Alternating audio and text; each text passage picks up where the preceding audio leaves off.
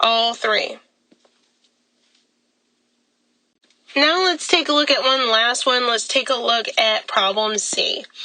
In problem C, we'll start off the same way we did with A and B. Let's start out with y-axis symmetry first. And our test for y-axis symmetry is actually plugging in a negative x for all of our x's. So on this one, we've got a y equals x cubed minus x. This means we actually need to plug in a negative x wherever there's an x. So let's start off by doing that. So we will plug in a negative x for both x's. So let's see, for the first x, we need to replace that with a negative x, which is cubed, minus the second x also needs to get replaced with a negative x. And then that gives us that y equals, be careful, what happens if you cube, and this is not an even exponent, this is an odd exponent. If you cube a negative, remember it stays negative, so it's a negative x cubed.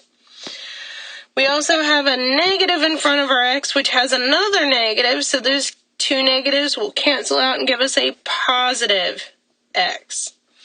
So now comparing this with what we originally had, is this the same as our original function? The answer is absolutely not. So does it have y-axis symmetry? No. Now let's test for x-axis symmetry,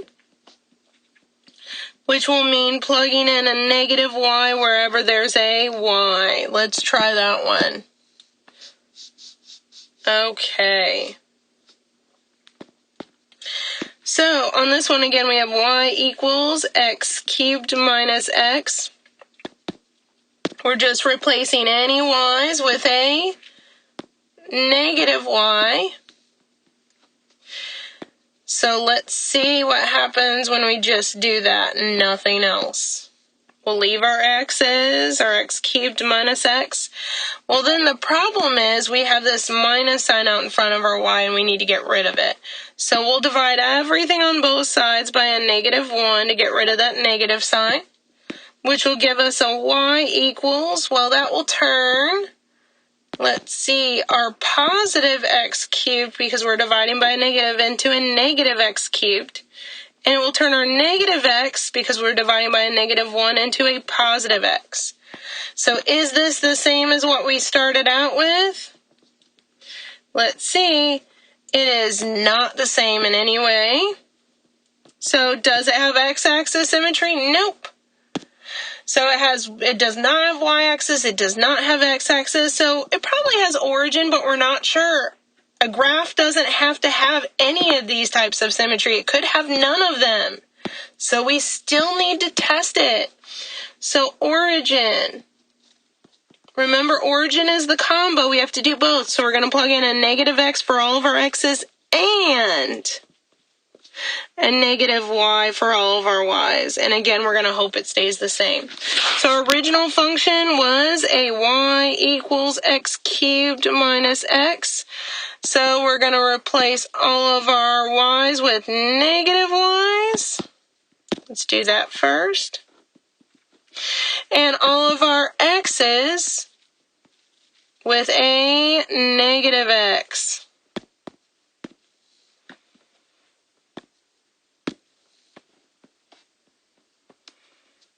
So our x's are going to get both replaced with negative x's. The first x was cubed, and the second x had a minus sign out in front. So let's see how this helps us and what this does here. So we've got a negative y on the left. On the right-hand side, what happens when you cube a negative is that it stays negative, so it's a negative x cubed. What happens when we have a negative times a negative is it becomes a positive, and it was an x. Now I still need to get rid of that negative out in front of my y, so I need to divide everything straight on through by a negative 1. That'll turn my y back into a positive y. Now, dividing by a -1 means that negative x cubed will turn back into a positive x cubed, but it also means that positive x is going to turn back into a negative x. So let's see how that compares to the original that we started out with. And bizarrely enough, are they the same? Yes, they are. So because they're the same, what does that mean? It means actually the only type of symmetry we have is origin symmetry for this last one. So origin symmetry only.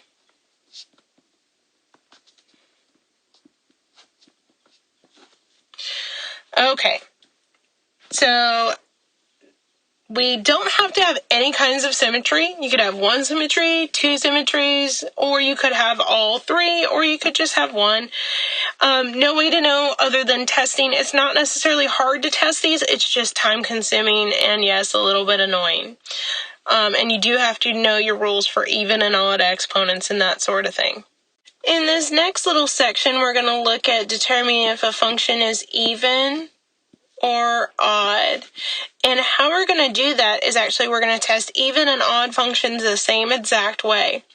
And we're going to do it by, what you'll notice here, is plugging in a negative x wherever there's an x. This looks a whole lot like when we tested symmetry. And it is, so we're going to plug in a negative x wherever there's an x. That is no matter whether we're testing for even or odd. The question is what happens to our function as to whether or not it's going to be considered even or odd.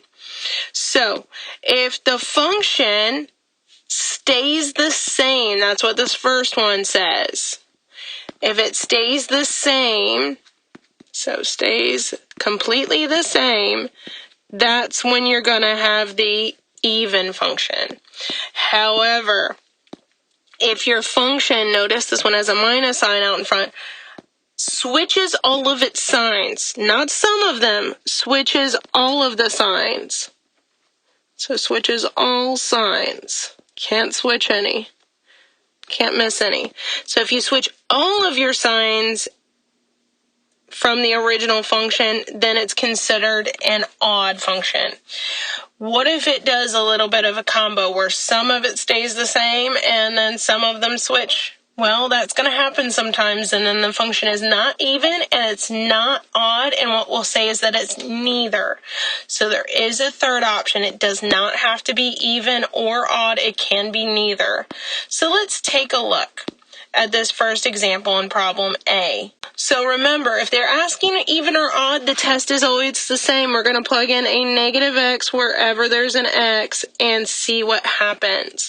So our original function was f of x equals the square root of x squared plus 1, and we're going to replace that x with a negative x. So let's see what that'll look like. So it'll look like the square root of the x gets replaced with a negative x, which is still squared plus 1. Well, what happens when you square a negative? Well, it becomes a positive. So this would turn right back into a positive x squared plus 1. Stays the same. Well, let's compare it with the original, just like we were doing before, and notice that the function has completely stayed the same as the original. So it stays the same, which means what? Well, that was when something stays the same, it's because it is an even function. And that's all they wanted to know. We're done. There's nothing else to test. That's at least what's nice about the even and odd. Your test, there's only one of them. It's always the same. You're plugging in a negative x wherever there's an x and just seeing what happens. So let's try B. So B, we're still testing even and odd, so we'll plug in a negative x wherever there's an x. So original function, which was f of x, equals x cubed minus 4x. And we have to replace all of our x's here with negative x's and see what happens. So, if we do that, we end up with a negative x cubed on this first piece minus a 4 times another negative x. Well, let's see what happens. What happens when you cube a negative x is that it will stay negative, so that will stay as a negative x cubed. What else do we have? On this next group, we have a negative 4 times a negative x, which will actually give us a positive 4x. So let's compare this to our original function. We've got a negative x cubed plus a 4x, and on the original we had an x cubed minus a 4x. So what we'll notice is going term by term. The x cubed, which was positive, is now negative, and the negative 4x was negative, and now it's a positive 4x, which means we had two terms, and both of them have switched signs. So this means all of our signs have switched. So all signs have switched. Well, that was one of our two options. If all signs have switched, that actually means it's not even. It actually means it's odd. So no, this function is odd because all the signs switched. Almost done. Let's take a look at one last one. I'm going to make this one up a little bit.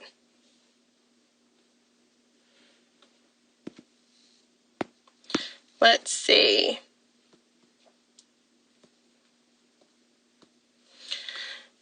In problem C, let's make this up. I'm going to say f of x equals, let's see, the absolute value of x minus x. Okay, so the test will be the same. We'll plug in a negative x wherever there's an x. That's our test for being even or odd. So, with our absolute value of x minus x being our function, we're going to replace both of these x's with a negative x. So this will be on this first piece an absolute value of a negative x minus, we're going to replace that second x with a negative x as well.